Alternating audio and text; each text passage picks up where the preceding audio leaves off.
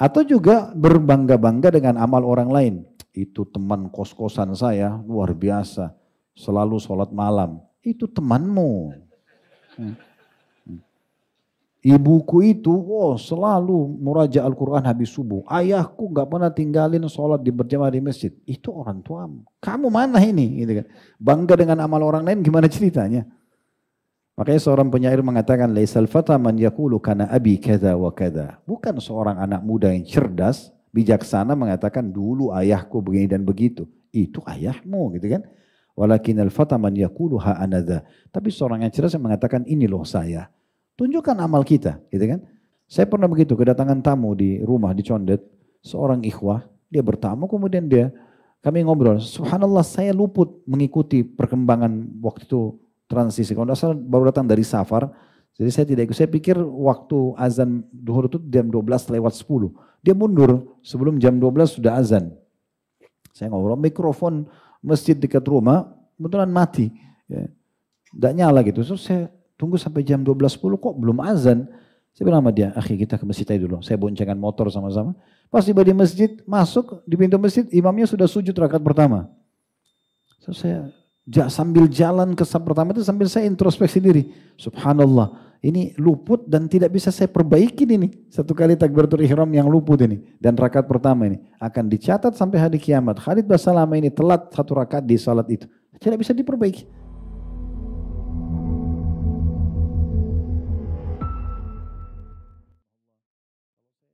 Hadis Nabi SAW yang sering kita sampaikan, bagaimana kalau di tangan seseorang dari kalian masih ada bibit tanaman dan dia tahu besok kiamat, tetap dia tancapkan.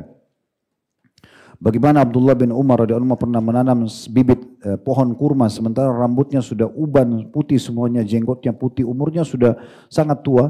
Dan waktu ditanya kenapa anda lakukan itu, beliau mengatakan kalau tidak bermanfaat untukku atau aku tidak bisa mengambil hasilnya, maka akan bermanfaat bagi orang sesudahku. Dan sekian banyak dalil berhubungan dengan masalah itu. Jadi ini salah satu ciri khas agama kita. Ada seseorang mu'allaf di negeri tetangga kita, saya nonton cuplikannya. Alasan dia masuk Islam, kenapa dia masuk Islam? Dia mengatakan saya menemukan kaum muslimin satu komunitas yang paling cepat keluar dari sebuah permasalahan. Dari kematian, kesedihan kematian, misalnya bangkrutnya usaha. Tidak saya temukan menurut dia orang yang seperti komunitas kaum muslimin. Karena memang agama kita mengajarkan kita tidak boleh putus asa. Ya. Sampai kata Nabi SAW, kalau sudah terjadi sesuatu, ucapkan qadarallahu ma syaa fa'al. Allah takdirkan dan Allah lakukan apa yang Allah inginkan. Dan jangan kalian buka pintu lau kalau seandainya. Karena itu membuka pintu syaitan. Nah semua ini kalau kita rangkumkan sebenarnya menunjukkan memang dalam Islam kita dilarang untuk menunda-nunda sesuatu yang positif. Ya. Mungkin amal yang anda tunda itu adalah amal terakhir. Kita coba dengarkan dulu beberapa pendapat ulama berhubungan dengan masalah ini ya. Seperti perkataan Ibnu Qayyim rahimahullah berhubungan dengan masalah ini. Beliau mengatakan sekedar berangan-angan tanpa realisasi ya. Innal mina ra'sul amwal mafalis ya. Sesungguhnya berangan-angan tanpa realisasi dasar dari harta orang-orang yang bangkrut. Jadi kalau dia cuma berangan-angan mau berhasil, mau sukses tapi sama sekali tidak ada upayanya, dia selalu menunda-nunda, besoklah saya baru coba mencari investor, besoklah saya baru mulai sholat duha, besoklah saya baru mulai murajaah, besoklah saya baru dan itu. Ini adalah tanda-tanda kebangkrutan. Orang ini akan kehilangan ya kesempatan yang sangat banyak. Sampai seorang penyair Arab mengatakan, tapi yang kurang lebih artinya dia mengatakan siapa yang lebih tua darimu sehari dan dia memaksimalkan hari itu maka dia lebih banyak pengalamannya. Siapa yang lebih tua sehari dan dia memaksimalkan maka dia lebih banyak pengalamannya 100 hari dari kamu. Ya, jadi sudah banyak ketinggalan seseorang yang banyak menunda-nunda. Seorang penyair Arab juga mengatakan, "Wala tarji amal al-yaumi ila al-ghad, la'alla ghadan ya'ti wa anta faqidu."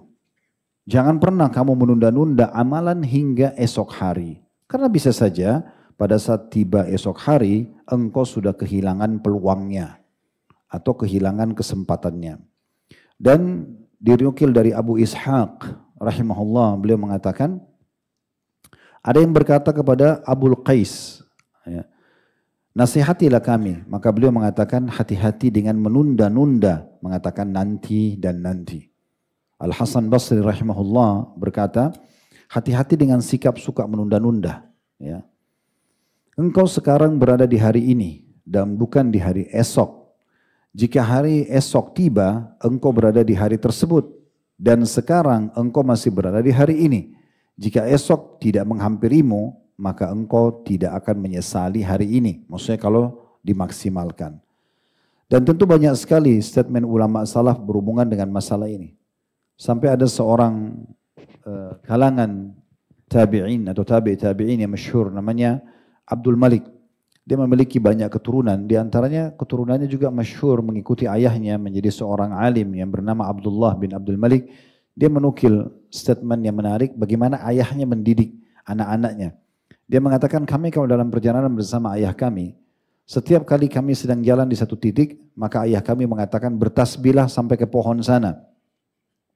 Lalu kami bertasbih, entah sudah berapa jumlahnya. Kalau tiba di pohon itu ayah kami akan mengatakan bertakbirlah sampai ke pohon yang di sana. Lalu mereka bertakbir. Terus begitu agar tidak ada waktu yang ditunda-tunda atau amalan yang terlewatkan begitu saja. Jadi begitu luar biasanya mereka coba menjaga dan tidak menunda-nunda amal. Ya, tidak menunda-nunda amal. Kecuali kalau kita punya udzur syar'i, itu berbeda. Baik, sekarang saya coba bacakan teman-teman sekalian, apa sebenarnya efeknya kalau kita menunda-nunda amal-amal tersebut. Syekh Muhammad mengangkat di halaman 161 di buku ini, sampai 166 kurang lebih, cukup banyak dalil yang diangkat dalam masalah ini. Di antaranya surah Al-Anfal ayat 25, yang bunyinya, وَاتَّقُوا فِتْنَةً لَا تُصِيبَنَّ الَّذِينَ ظَلَمُوا مِنْكُمْ خَاصَّةً وَاعْلَمُوا أَنَّ اللَّهَ شَدِيدُ الْعِقَابِ. Dan takutlah kalian terhadap fitnah atau musibah yang tidak khusus menimpa orang-orang zalim saja di antara kalian. Dan ketahuilah bahwasanya Allah amat keras siksaannya. Ini bisa bermakna dua ayatnya. Yang pertama, ada orang yang melihat satu orang atau satu komunitas buat kemungkaran lalu dia mengatakan, sudahlah saya nggak mau tegur, biarkan saja, gitu ya. Itu urusan mereka sama Allah. Ini nggak boleh, ya. Tidak boleh. Karena dia harus mengingatkan kemungkaran itu, walaupun semampu dia. Kalau bisa dengan tangan, power bagus. Kalau nggak bisa dengan lisan, kalau nggak bisa dengan hatinya. Tapi tidak boleh dia membiarkan. Pernah kita sebutkan hadis Bukhari di mana Nabi SAW mengatakan Jibril pernah diutus oleh Allah mendatangi satu negeri kemudian akan menghukum negeri tersebut. Lalu kemudian ditemukanlah ada satu hamba Allah yang saleh di sana. Lalu Jibril kembali kepada Allah mengatakan, ya Allah ada hambamu si fulan yang saleh. Maka kata Allah Subhanahu Wa Taala, mulailah adab dari dia karena dia tidak pernah menyeru pada kebaikan dan melarang dari kemungkaran, gitu ya. Jadi bermakna itu. Berarti tidak boleh menunda untuk memberhentikan sebuah kemungkaran. Bermakna juga dari ayat ini adalah tidak boleh menunda amal-amal saleh sehingga kita terkategori juga dengan orang-orang yang zalim tersebut dan bisa kena hukuman dengan mereka. Kalau kita sama sekali tidak pernah menegakkan amar ma'ruf nahi mungkar, kita mau masuk surga sendirilah. Mau tetangga kita, teman kita, teman kos, teman kuliah, siapalah partner bisnis, semuanya itu berbuat kemungkaran dan kita biarkan, maka ini berbahaya sekali. Hadits muttafaqun alaih disebutkan, kata Nabi SAW, ya, kalau Allah mendatangkan satu hukuman kepada satu kaum, ya, maka Allah binasakan semua orang yang berimannya dan orang yang kesalahnya, ya, orang fasik atau orang kafirnya, lalu Allah akan bangkitkan nanti sesuai dengan amal mereka. Tapi di sini rincian ulama, orang beriman yang kena ini karena tidak pernah menegakkan amar ma'ruf nahi mungkar, gitu ya. Itu yang diceritakan tentang juga penduduk negeri Ilah, ya, di dalam Al-Quran. Tentang mereka yang diubah oleh Allah Subhanahu Wa Taala jadi kerah. Karena mereka dilarang memancing hari Sabtu, mereka mengakali itu. Dengan cara memasang jala di hari Jumat malam, mereka biarkan ikan masuk hari Sabtu, hari Ahad baru mereka panen. Nah di situ terjadi 3 golongan di negeri Ilah ini. Ilah sekarang masuk di Palestina, ya.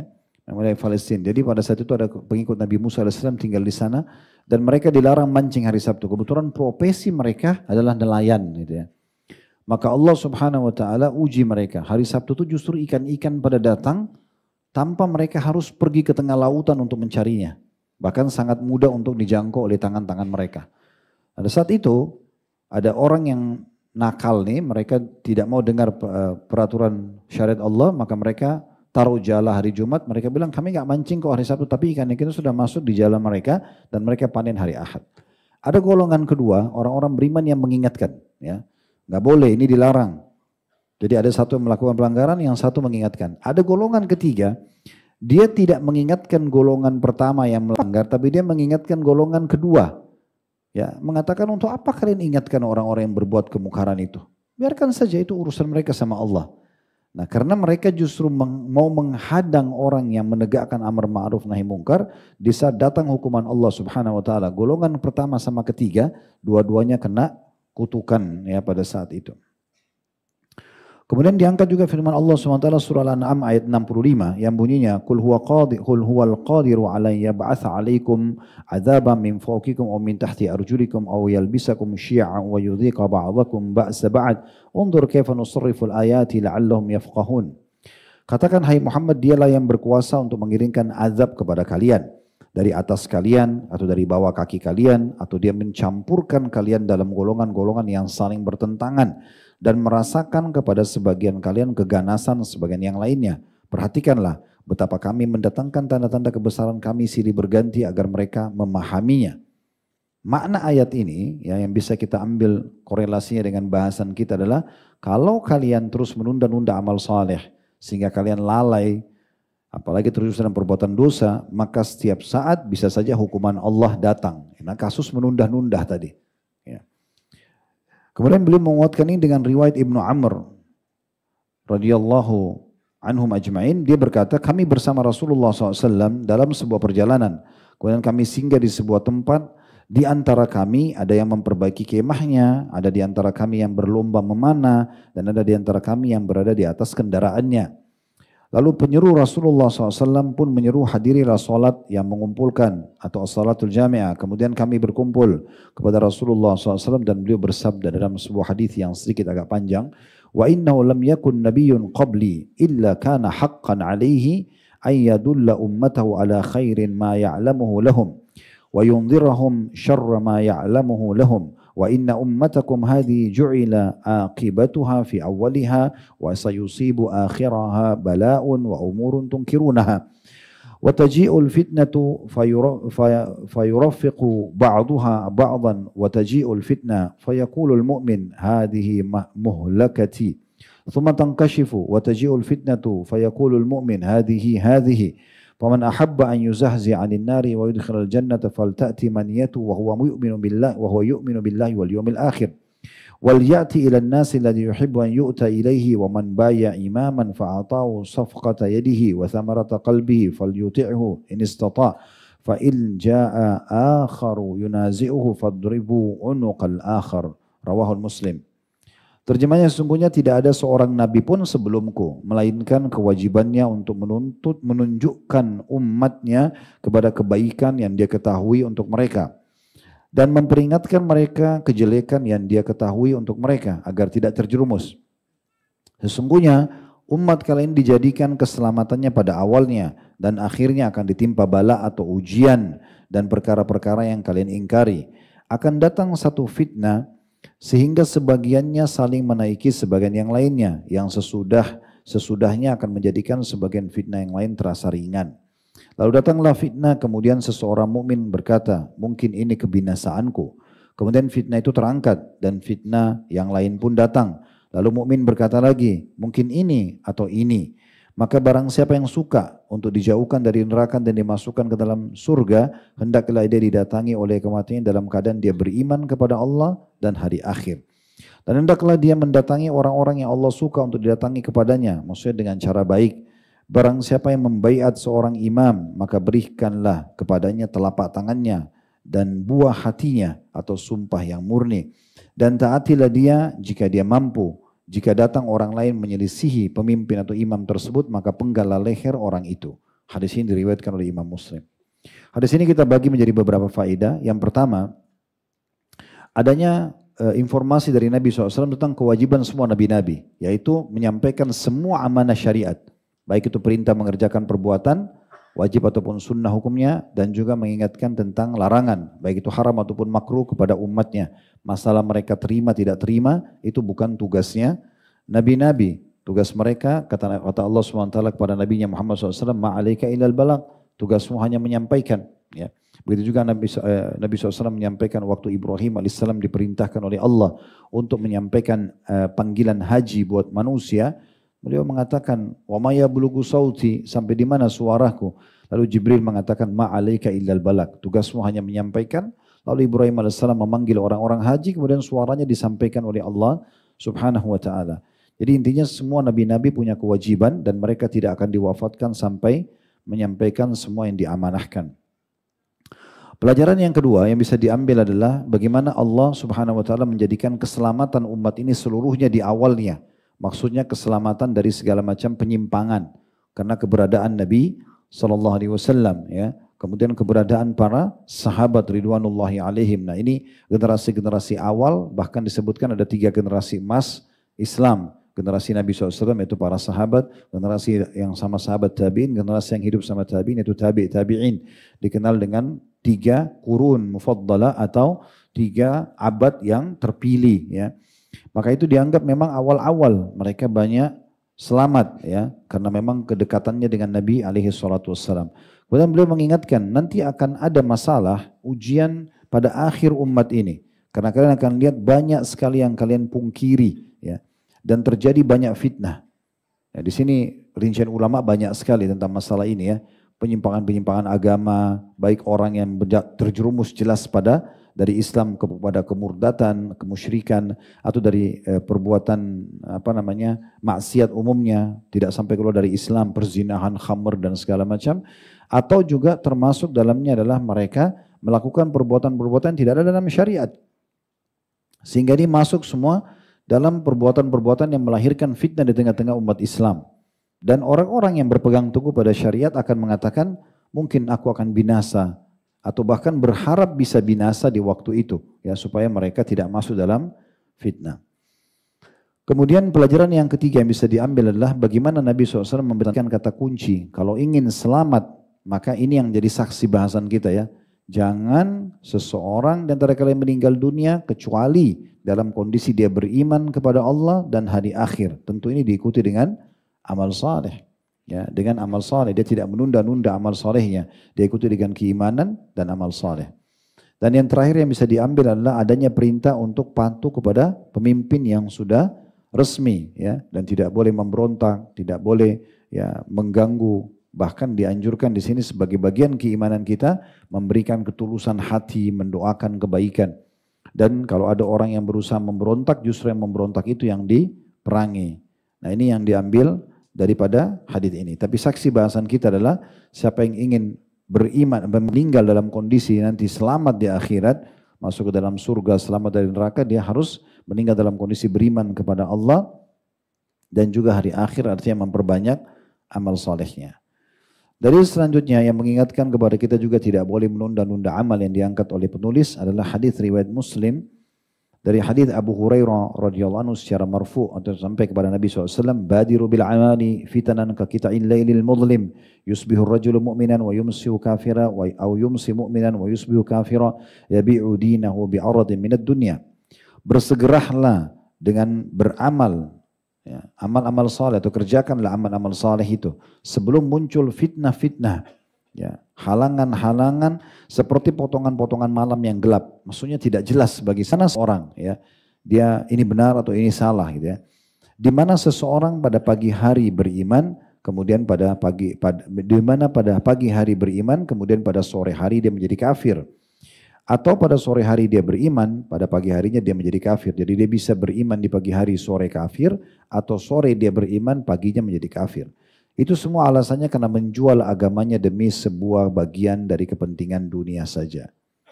Potongan hadis yang pertama, badiru bil amal, ya, segera beramal saleh. Ini berarti ada perintah untuk tidak menunda-nunda amal, ya. Jadi dimulai dari amal wajib di sini tentunya. Sudah kita berikan tadi beberapa contohnya. Nanti insya Allah di bahasan dosa besar yang akan datang itu kita bahas khusus tentang masalah menunda sholat dari waktunya. Ya. Sengaja saja, nunda-nunda, nanti aja, duhur misalnya. Pas azan asar baru mau sholat. Nah, ini yang Allah mengatakan fawaidun lil musallin, kecelakaan dan kebinasaan, siksaan bagi orang-orang yang sholat, alladzina an sholatim sahun. Mereka lalai dari sholat-sholat mereka. Contohnya, itu juga masuk dalamnya. Jadi tidak boleh menunda-nunda amal tersebut. Apalagi kita tidak tahu kapan fitnah itu datang, ujian itu datang, membuat akhirnya kita tidak punya kesempatan untuk beramal saleh. Kemudian dalam hadis selanjutnya diangkat oleh beliau, masih hadis riwayat Muslim dari Ma'qil bin Yasar radhiyallahu anhu, secara marfu atau sampai kepada Nabi SAW, al-ibadatu fil harji kahijrati ilayya. Ibadah dalam masa fitnah, masa sulit dan kekacauan seperti hijrah kepadaku. Dan ini juga diriwayatkan oleh Imam Muslim. Tentu yang pegang bukunya ada footnote di bawah ya, nomor hadisnya lengkap disebutkan oleh penerbit tentunya. Di sini maksudnya adalah ibadah tetap tidak boleh ditunda, walaupun dalam kondisi susah, genting. Fitnah itu kayak susah, ya. Terjadi peperangan, terjadi kekacauan, terjadi bencana alam. Nah, itu juga fitnah. Tetap juga dianjurkan beribadah. Bahkan di saat genting-genting seperti itu, lalu seseorang tetap beribadah, dia tidak menunda amalnya, maka pahalanya sama dengan hijrah ya kepada Nabi SAW. Tentu hijrah ini besar sekali pahalanya. Seperti kasus teman-teman sahabat Nabi dulu yang hijrah dari Mekah ke Madinah, pada saat diwajibkan di awal fase hijrah dari Mekah ke Madinah yang dikenal dengan muhajirin. Itu pahalanya sangat besar karena mereka hijrah ke Madinah. Dan Allah SWT sebutkan dalam surah An-Nisa, surah nomor 4 ayat 100 ya. Wa may yuhajir fi sabilillah yajid fil ardi muragaman katsiran wa sa'ah al-ayah. Dan siapa yang hijrah di jalan Allah, maka dia akan mendapatkan muragaman dan sa'ah. Dua-duanya ini kelapangan dada, kelapangan rezeki, peluang, ya, kebahagiaan hidup. Banyak sekali perkataan ulama-ulama tafsir tentang masalah ini. Tapi itu manfaat orang berhijrah. Dan juga bagaimana Nabi SAW berkata kepada Amr bin As radhiyallahu anhu pada saat beliau masuk Islam, beliau kasih syarat, saya mau syarat ya Rasulullah. Kata Nabi SAW, apa syaratnya? Diampuni dosaku.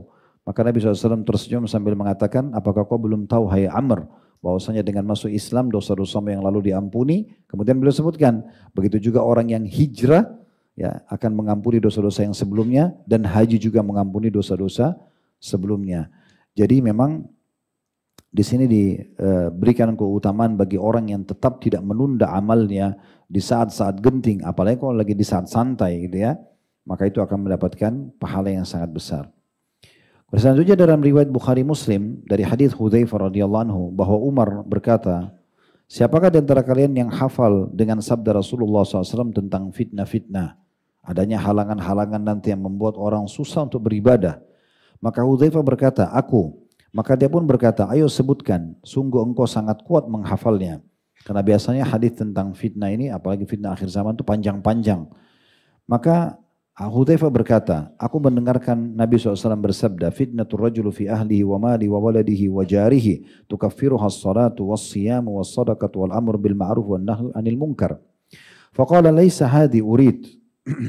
Innama uridu allati tamuju ka mawjil bahar. Faqultu ma laka wa laha ya amiral mu'minin. Inna bainaka wa bainaha baban muglaq atau muglaqa. Faqala yuftahul bab au yuksar. Qultu bal yuksar. Qala dhalika ajdaru alla yuglaq. Faqultu li Hudzaifah akana Umaru ya'lamu manil bab? Qala na'am kama ya'lamu anna duna gadin layla. Inni haddathtuhu hadithan laysa bil aghalit. Fahibna an nas'alahu min amanil bab faqulna limasruqin as'aluhu fasa'alahu faqala Umar. Ini cukup panjang riwayatnya, terjemahannya adalah kata Nabi SAW, fitnah atau ujian seseorang pada keluarganya akan datang nanti masa di mana seseorang tersibukkan dengan keluarganya sehingga dia kerepotan untuk mengerjakan ibadah, atau tersibukkan dengan hartanya, bisnisnya, sampai dia lupa majelis ilmu, dia tunda sholat dan segala macam. Atau anak-anaknya, atau bahkan tetangganya. Dan itu sebenarnya masih bisa dimaafkan. Kalau seseorang tetap menjaga sholatnya, puasanya, sedekahnya, amar ma'rufnya dan nahi mungkarnya. Maka Umar, ini yang jadi saksi bahasan di sini ya. Lanjutan hadis ini sebenarnya adalah penulis ingin menukil lengkap riwayatnya, tapi saksi bahasan kita di sini artinya jangan sampai menunda-nunda amal soleh, termasuk di masa-masa genting, masa fitnah sedang terjadi. Kemudian Umar berkata, bukan hadis itu yang aku inginkan. Aku hanya ingin hadis tentang fitnah yang menggoncangkan seperti ombak samudra, Maksudnya ada hadis Nabi yang menjelaskan nanti akan terjadi peperangan, akan terjadi kekacauan, akan terjadi dan itu. Saya ingin hadis itu yang seperti ombak yang datang menyerang umat ini gitu. Maka Hudzaifah mengatakan, ada apa antara anda dan fitnah itu, wahai Amir Mukminin? Sesungguhnya antara anda dengan fitnah itu ada sebuah pintu yang tertutup. Jadi sebenarnya Hudzaifah sama Umar dua-duanya saling faham nih. Yang lain orang banyak tidak faham tentang masalah yang dimaksudkan di sini. Maka Umar berkata, apakah pintu itu akan terbuka sendiri atau dirusak? Maka kata Hudzaifah, dirusak. Kemudian Umar berkata, kalau begitu pintu itu pantas untuk tidak tertutup lagi. Nah, supaya saya ringkaskan saja, yang dimaksud dengan pintu di sini adalah kematian Umar radhiyallahu anhu.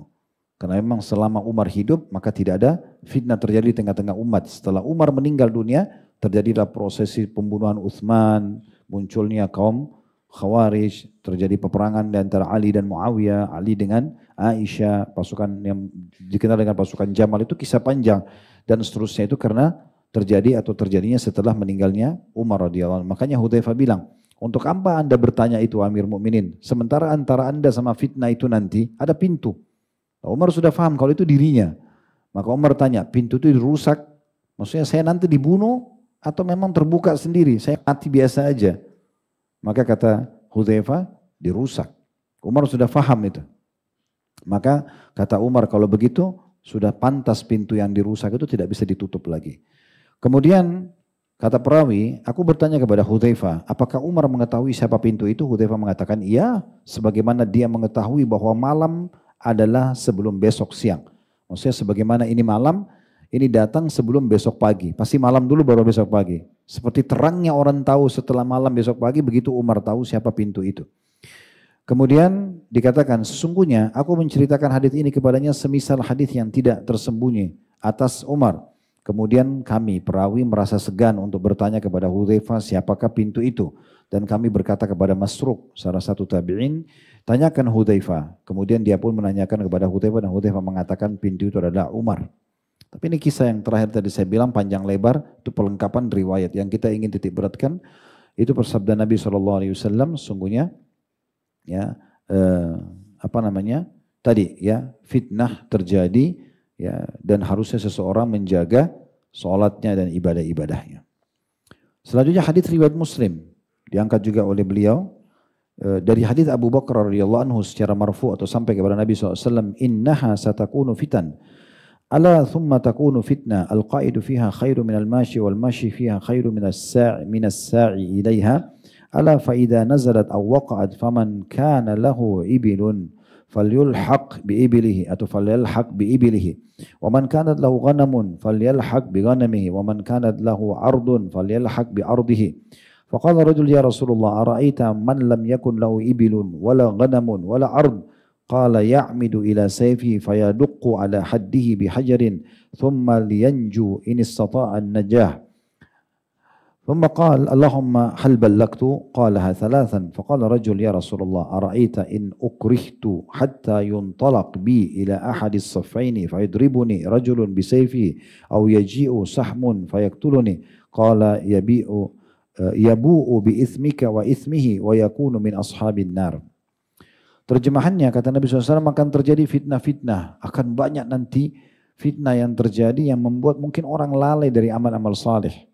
Maka jangan tunggu itu terjadi. Di waktu masih lowong kayak sekarang, cuaca bagus, negara aman, dan segala macam ibadah segera. Ya, kalau kayak teman-teman kita sekarang di Palestina, mereka kerepotan. Cuplikan terakhir yang sampai kepada kami itu, mereka tinggal di kemah itu sekecil, cuma pakai kertas biasa, sudah itu tempat tidur mereka, sudah itu kamar mandi mereka, sudah itu dapur mereka, sudah segala macam. Mereka kerepotan untuk bersuci saja susah sekali. Ya, itu contohnya, terjadi hal-hal yang di luar prediksi orang. Nanti kalau sudah seperti itu susah untuk ibadah. Tapi tetap dianjurkan tentu menjaganya ya. Akan terjadi fitnah-fitnah, ketahuilah. Ya, kata Nabi SAW, kemudian akan terjadi satu fitnah. Orang yang duduk pada masa fitnah itu lebih baik daripada orang yang berjalan. Orang yang berjalan pada masa itu lebih baik daripada orang yang berlari kecil. Dan ketahuilah jika fitnah itu telah turun atau terjadi, maka barang siapa yang mempunyai unta, hendaknya dia menetapi untanya. Barang siapa yang mempunyai kambing, maka hendaklah dia menetapi kambingnya. Barang siapa yang mempunyai tanah, maka hendaklah dia menetapi tanahnya. Kesimpulannya hadis ini tentang masalah fitnah kalau terjadi keributan. Ini banyak ulama menarik hadis ini terjadi pada saat peperangan antara sahabat terjadi, ya, antara Muawiyah sama Ali, gitu kan? Waktu terjadi, kita tidak tahu di sini takbir sana takbir, siapa yang kita ikutin nih? Ya, terjadi fitnah-fitnah begitu. Kalau terjadi seperti itu kita tidak tahu kelompok mana yang benar, mana yang salah, lebih baik kita berlepas diri. Nabi SAW mengingatkan kalau ada unta bersama untanya saja, ada kambing menetapi kambingnya. Udah urus saja kambing itu atau unta itu. Ada tanahnya menetap di rumahnya. Udah jangan keluar. Seorang sahabat mengatakan, ya Rasulullah, apa pendapat anda tentang orang yang tidak punya unta, tidak punya kambing, tidak punya tanah? Kata Nabi SAW, dia pergi kepada pedangnya. Kemudian dia memukulkan bagian tajam pedangnya pada sebuah batu. Kemudian dia lari dengan segera jika dia mampu. Maksudnya tidak ikut-ikutan dalam fitnah itu. Ya. Ada orang biasa gitu, tawuran misalnya, ikut-ikutan, main serang sana sini, hanya karena fanatik kelompok, tidak paham. Mungkin dia salah, mungkin dia benar, tidak tahu kita, tidak jelas ya. Maka jangan ikut-ikutan dengan hal seperti itu. Lalu seseorang bertanya, wahai Rasulullah, apa pendapat anda jika aku dipaksa hingga aku dibawa ke salah satu dari dua barisan pasukan untuk berperang?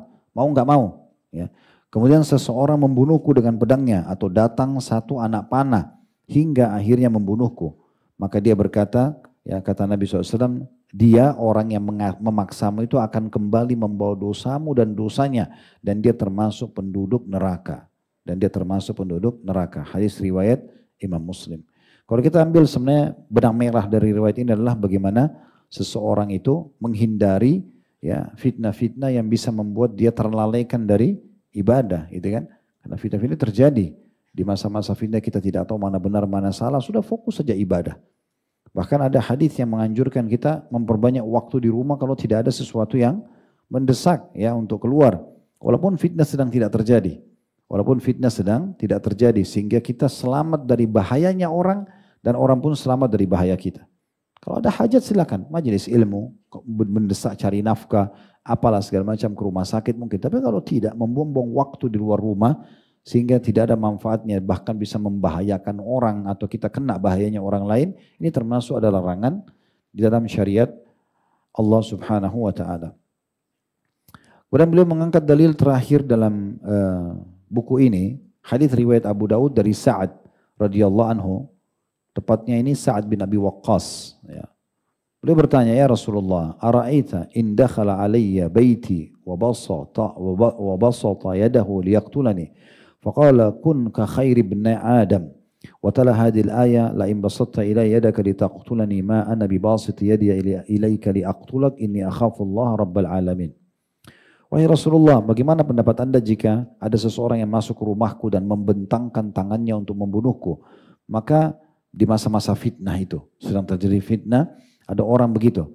Maka kata Nabi SAW, jadilah engkau seperti salah satu dari dua anak Adam yang paling baik. Kisah Qabil dan Habil. Ya. Kemudian beliau membaca firman Allah SWT dalam surah Al-Maidah ayat 28, sungguh kalau kamu menggerakkan tanganmu kepadaku untuk membunuhku, aku sekali-kali tidak akan menggerakkan tanganku kepadamu untuk membunuhmu. Sesungguhnya aku takut kepada Allah, Rabb semesta alam. Ya.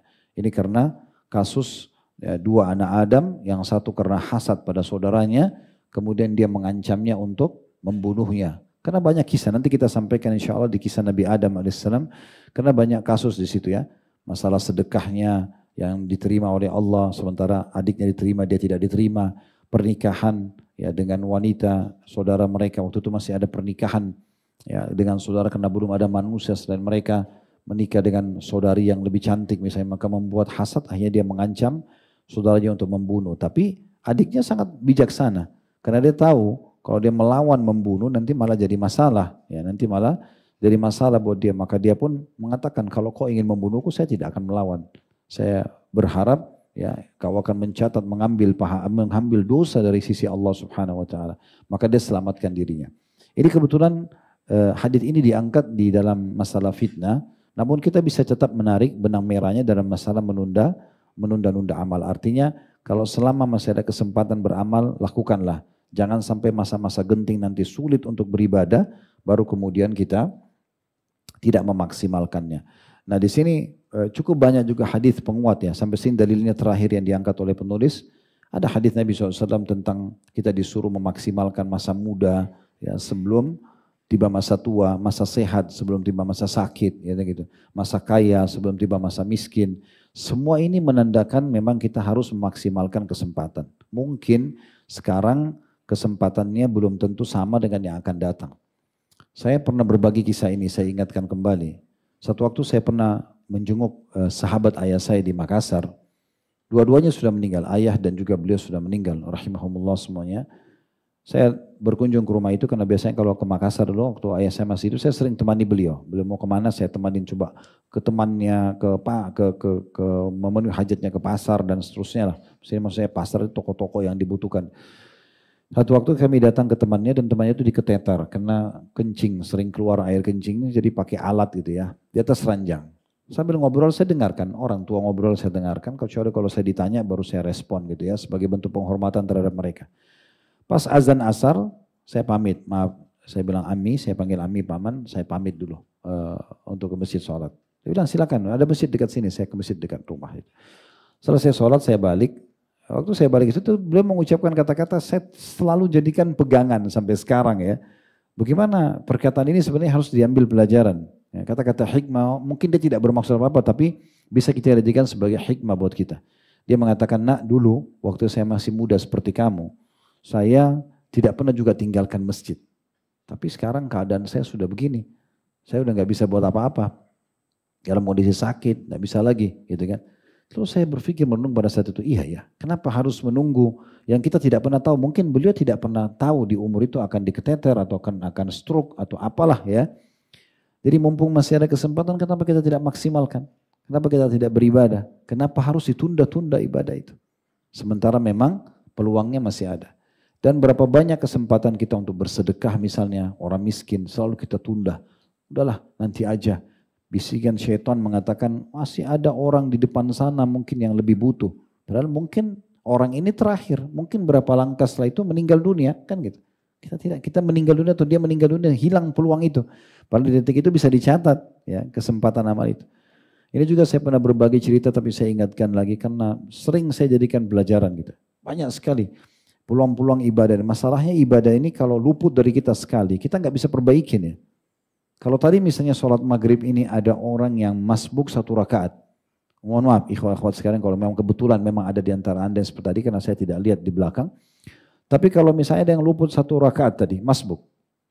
Kemudian dia berharap bisa mendapatkan pahala dari awal takbiratul ihram pertama imam misalnya. Karena ada hadis Nabi SAW, siapa yang tidak ketinggalan 40 hari takbiratul ihram imam maka dia akan selamat dari kemunafikan dan api neraka. Kan gitu. Maka dia berharap supaya kembali. Gak bisa. Dia bahkan tidak bisa nego sama imam. Imam kembali ke takbiratul ihram supaya saya tidak masbuk. Dan akan dicatat di buku amal dia sudah terlambat di sholat maghrib, di hari itu, di tempat itu selamanya sampai hari kiamat. Gak bisa diperbaikin. Ini salah satu penyebab orang kalau kadang-kadang suka menunda-nunda atau menganggap remeh. Maksudnya kan supaya tidak telat, ya uduk jauh sebelum azan. Jangan tunggu azan, ngobrol kosong dulu sama temannya, nanti azan baru dia mau uduk. Ya pasti kehilangan. Kehilangan sholat qobliyah, kehilangan doa antara azan dan iqamah, kehilangan saf awal kalau laki-laki itu keutamanya besar, kehilangan takbiratul ihram pertama imam. Banyak sekali luput dari dia. Takbiratul ihram pertama imam sudah dicatat pahala oleh malaikat, iftitah lewat, al-fatihah lewat, dan itu banyak sekali pahala yang lewat. Gitu. Jadi ini kan beda sekali pahala itu contohnya. Saya pernah begitu kedatangan tamu di rumah di Condet, seorang ikhwah, dia bertamu kemudian kami ngobrol, subhanallah saya luput mengikuti perkembangan waktu itu transisi. Kalau tidak salah baru datang dari safar, jadi saya tidak ikut. Saya pikir waktu azan duhur itu jam 12:10. Dia mundur sebelum jam 12 sudah azan. Saya ngobrol, mikrofon masjid dekat rumah kebetulan mati. Ya. Tidak nyala gitu. Terus saya tunggu sampai jam 12:10 kok belum azan. Saya bilang sama dia, akhi kita ke masjid aja dulu. Saya boncengan motor sama-sama. Pas tiba di masjid, masuk di pintu masjid, imamnya sudah sujud rakaat pertama. So, saya sambil jalan ke saf pertama itu sambil saya introspeksi diri. Subhanallah, ini luput dan tidak bisa saya perbaiki ini. Satu kali takbiratul ihram yang luput ini. Dan rakaat pertama ini akan dicatat sampai hari kiamat. Khalid Basalamah ini telat 1 rakaat di salat itu. Tidak bisa diperbaiki. Itu bahayanya ya. Sehingga harus lebih jeli lagi kita memperhatikan masalah ini. Sa'id bin Musayyib rahimahullah Kalau saya nukil lembar-lembaran hidup beliau itu luar biasa. Saking pekahnya peduli supaya jangan tertunda dari dia amal soleh. Sampai dia menceritakan saya tidak pernah. Bukan dari bab riya ya. Tapi dia menceritakan pengalaman, dia mengatakan saya tidak pernah ketinggalan takbiratul ihram selama 40 tahun. Bukan 40 hari, 40 tahun. Dan dia mengatakan selama 40 tahun saya tidak pernah melihat kecuali pundak imam. Imam di sini dia di belakangnya 40 tahun. Imam Allah Akbar dia Allah Akbar. Jadi saking pekahnya dia menjaga ya, dan tidak menunda amal tersebut. Begitu juga dengan bab sedekah. Saya pernah keluar di kampung Melayu habis pengajian. Begitu selesai pengajian ada satu ibu gendong anaknya. Kelihatan memang orang miskin, susah gitu. Azan, saya karena dengar azan pikiran saya sederhana, mau kejar. Sholat dulu di masjid itu. Lalu saya bilang sama ibu itu, nanti habis sholat ya bu ya. Dia diam saja, saya pergi. Habis sholat qabliyah, ba'diyah dan seterusnya, habis sholat duhur, saya pulang, kembali ke situ, mau naik ke mobil, cari ibu itu sudah nggak ada. Terus tiba-tiba saya merasa bersalah, kenapa tadi saya nggak bantu orang ini ya. Saya naik mobil 3 kali mutar di lokasi yang sama, itu nggak ketemu ibu itu. Nggak ada. Lalu saya menyesal, saya mengatakan subhanallah, memang berapa detik sih ngorek kantong, ambil uang, kasih ke ibu itu. Kan tidak terlalu lama jedahnya, kita bukan sedang mau bacain buku yang lama misalnya. Cuma ngorek kantong, kasih uang, habis itu kita jalan. Tidak ketinggalan juga harusnya. Tapi kesempatan itu hilang. Mungkin antum mengatakan ada kesempatan sedekah lagi, kesempatan orang. Iya, tapi orang ini di detik itu Allah sedang berikan kita kesempatan untuk bersedekah pada dia. Nah contoh juga sebagai penutup ini, sudah masuk waktu azan. Kalau teman-teman kita di depan mata sedang melakukan amal saleh, jangan cuma nonton. Contoh misalnya antum lagi naik mobil sama teman di lampu merah, ada orang miskin minta, misal. Kemudian teman antum buka jendela kaca, dia ingin memberikan sedekah. Kebanyakan kita kalau ada di sebelahnya buat apa? Berpikir, ya sudah, kan dia sudah bantu. Ya, dia sudah bantu, sudah dicatat sebagai amalnya. Antum bagaimana? Masa diwakili sama dia? Kan tak mungkin. Artinya dia dicatat pahala, antum tidak. Harusnya antum kalau raih peluang, bagaimana antum mendahului dia meraih pahala? Oh itu orang miskin kita bantu yuk. Antum yang ajak dia supaya dia lebih dulu mau bersedekah, lalu antum titipin sekalian, tidak apa-apa. Nah itu benar. Kalau cuma nonton saja orang, ini apa gunanya? Atau juga berbangga-bangga dengan amal orang lain. Itu teman kos-kosan saya, luar biasa. Selalu sholat malam. Itu temanmu. Ibuku itu, selalu muraja Al-Quran habis subuh. Ayahku gak pernah tinggalin sholat di berjamaah di masjid. Itu orang tuamu. Kamu mana ini? Gitu kan. Bangga dengan amal orang lain, gimana ceritanya? Makanya seorang penyair mengatakan, Laisal fata man yakulu kana abi kada wa kada. Bukan seorang anak muda yang cerdas, bijaksana mengatakan dulu ayahku begini dan begitu. Itu ayahmu gitu kan. Walakinal fata man yakulu ha anadha. Tapi seorang yang cerdas yang mengatakan ini loh saya. Tunjukkan amal kita, gitu kan? Dan kesempatan sekali lagi amal soleh tidak terulang, maka jangan ditunda-tunda.